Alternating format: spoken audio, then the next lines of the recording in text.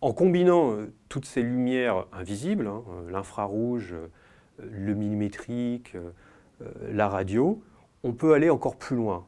Non seulement comprendre la composition des galaxies, mais également comprendre l'interaction qu'il y a entre les étoiles, la poussière et le gaz. Les étoiles vont par exemple chauffer la poussière.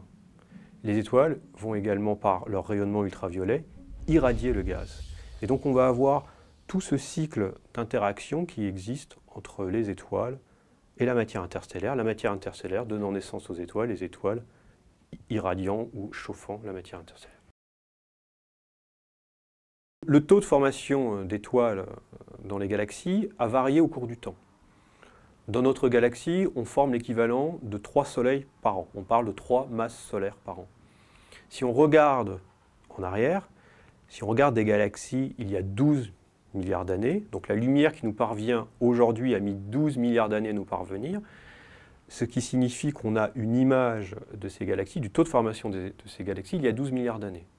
Et on s'aperçoit qu'elles forment entre 100 à 1000 fois plus d'étoiles que notre galaxie. Des galaxies un peu plus proches forment entre 10 et 100 fois plus d'étoiles que notre galaxie. On en conclut donc qu'on formait certainement plus d'étoiles dans les galaxies au début de l'univers, s'il y a eu un début, et on en forme beaucoup moins aujourd'hui.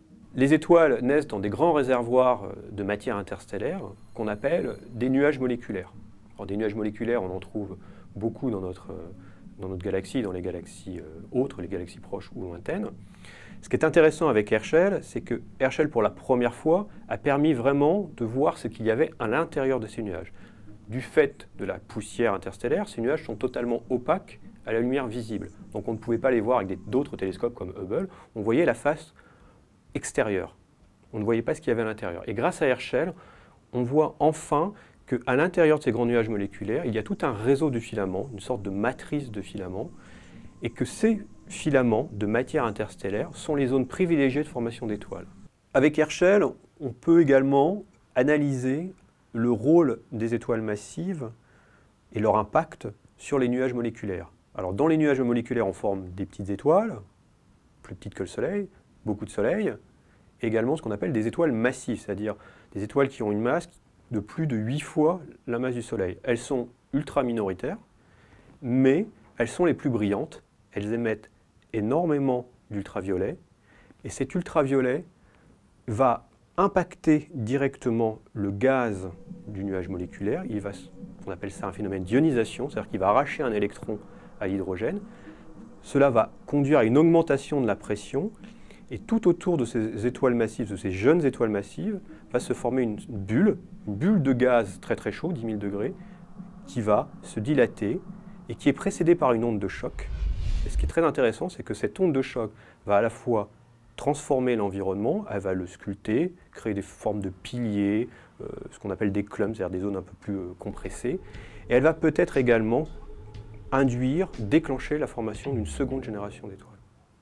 C'est en particulier le cas dans la nébuleuse de la Rosette. Donc, la nébuleuse de la Rosette, c'est environ une trentaine d'étoiles massives. Autour de cet amas d'étoiles massives s'est formée une nébuleuse, donc quelque chose d'assez blanchâtre, qui est simplement du gaz diffus. La cavité au centre augmente, et à proximité de cette nébuleuse, quand on passe cette fois-ci dans l'infrarouge lointain, donc à travers Herschel, on voit la présence d'un nuage moléculaire, et on comprend directement l'impact qu'il y a entre le rayonnement ultraviolet et le nuage moléculaire, ce rayonnement ultraviolet étant en train de littéralement découper le nuage moléculaire et peut-être également donc, de stimuler la formation de nouvelles étoiles.